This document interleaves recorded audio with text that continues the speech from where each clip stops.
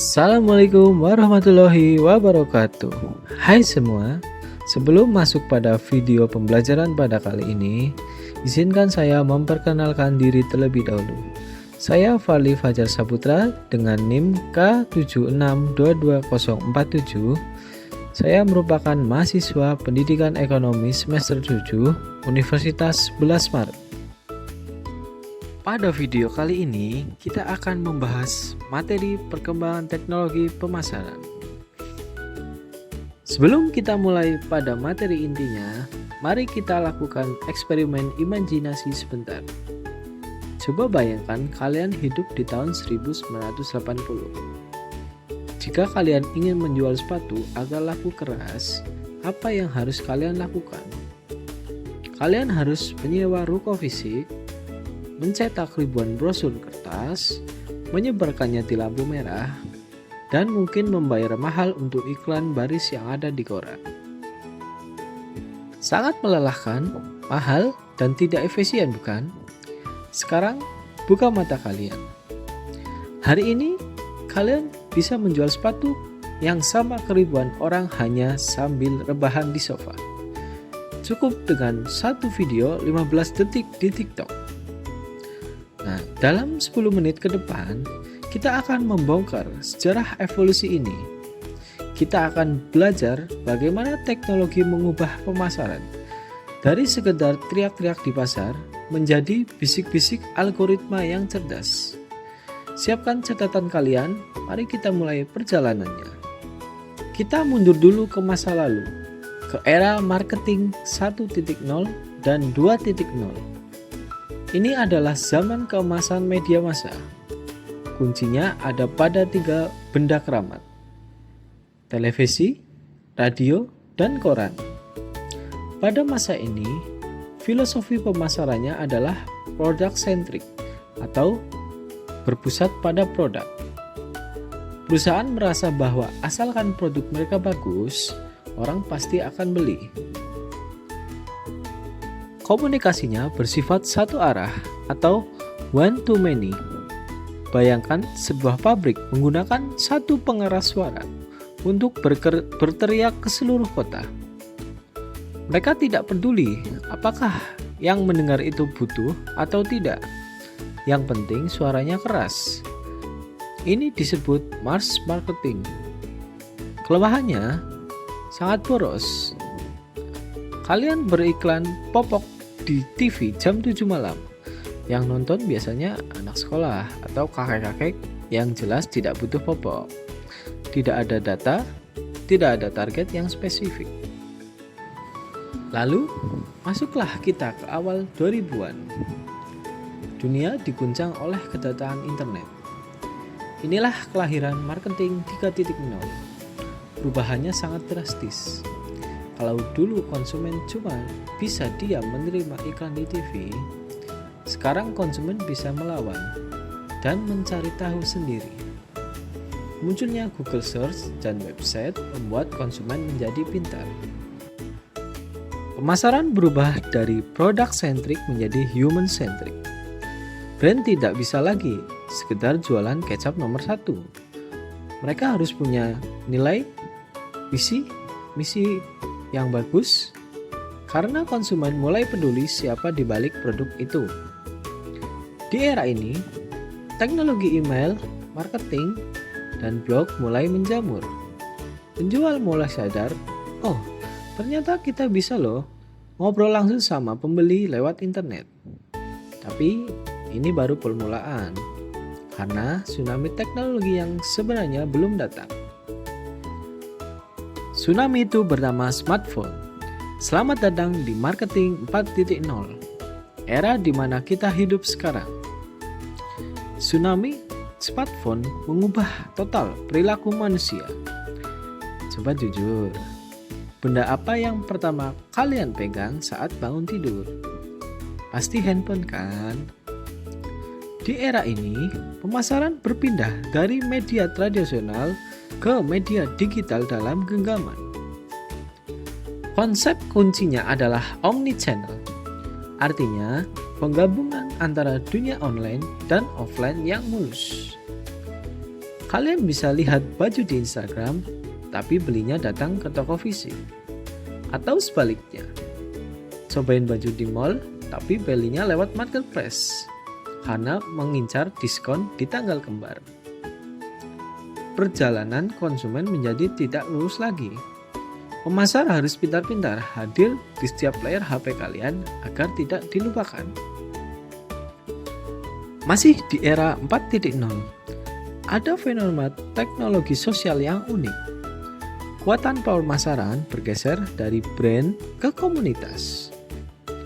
Dulu kita percaya iklan TV yang bilang sampo ini bikin rambut kuat. Sekarang kita skeptis. Kita lebih percaya review dari orang asing di kolom komentar TikTok daripada janji manis perusahaan. Muncul istilah advokasi atau pembelaan. Konsumenlah yang menjadi pemasar gratis bagi brand. Jika produk kalian viral, algoritma media sosial akan menyebarkan seperti api. Teknologi memicu rasa FOMO atau fear of missing out. Contohnya, wah, semua orang pakai tas ini, aku juga harus beli ah. Psikologi inilah yang dimanfaatkan teknologi pemasaran. Tombol share, like adalah senjata marketing paling ampuh saat ini.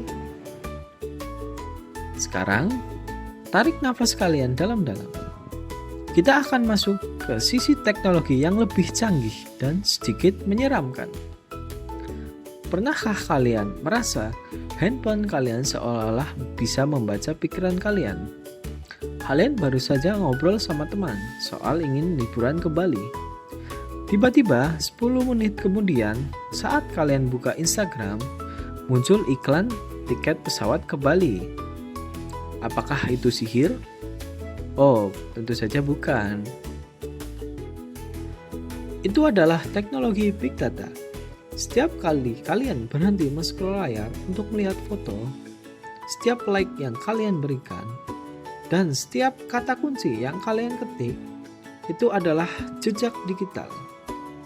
Jejak itu direkam, disimpan, dan dianalisis oleh mesin server raksasa. Pemasar zaman sekarang tidak menebak-nebak. Mereka tahu siapa kalian, hobi kalian apa, bahkan tahu jam berapa biasanya kalian merasa lapar. Inilah yang disebut marketing 5.0, teknologi untuk kemanusiaan. Pemeran utamanya adalah artificial intelligence atau AI. Jika big data adalah tumpukan informasi, maka AI adalah otak yang memprosesnya. AI membantu pemasar melakukan predictive marketing. Mesin bisa memprediksi apa yang akan kalian beli bulan depan berdasarkan pola belanja kalian bulan lalu. Contoh teknologi yang sering kalian temui adalah chatbot. Dulu kalau mau komplain harus telepon customer service dan nunggu lama. Sekarang ada robot pintar yang menjawab chat kalian dalam 1 detik, bahkan 24 jam non-stop. AI juga membantu membuat konten, copywriting iklan, desain poster, bahkan video promosi sekarang bisa dibuat oleh AI. Ini membuat kerja pemasar jadi super cepat. Selanjutnya ada hyper personalization. Mari kita bedah lebih dalam tentang konsep hyper personalization. Ingat analogi pengeras suara di awal tadi? Itu ibarat menembak dengan senapan yang pelurunya menyebar kemana-mana. Teknologi AI mengubah menjadi senapan sniper, sangat presisi. Pemasar bisa mengatur iklan supaya hanya muncul di HP siswa SMK jurusan pemasaran yang tinggal di Jakarta, yang suka main game, dan online di jam 8 malam. Spesifik sekali kan? Inilah kenapa iklan yang muncul di HP saya berbeda dengan iklan yang muncul di HP kalian. Teknologi memastikan brand tidak membuang-buang uang untuk orang yang salah. Bagi kita konsumen, ini menguntungkan karena kita tidak disuguhkan hal-hal yang tidak relevan dengan kita. Agar lebih paham, mari kita lihat studi kasus nyata yang ada di saku kalian, yaitu aplikasi ojek online atau e-commerce. Perhatikan fitur rekomendasi. Saat turun hujan, aplikasi ojek online secara otomatis menawarkan menu berkuah yang hangat seperti bakso atau soto di halaman menunya. Kok bisa? Karena sistem mengintegrasi dengan data cuaca real time.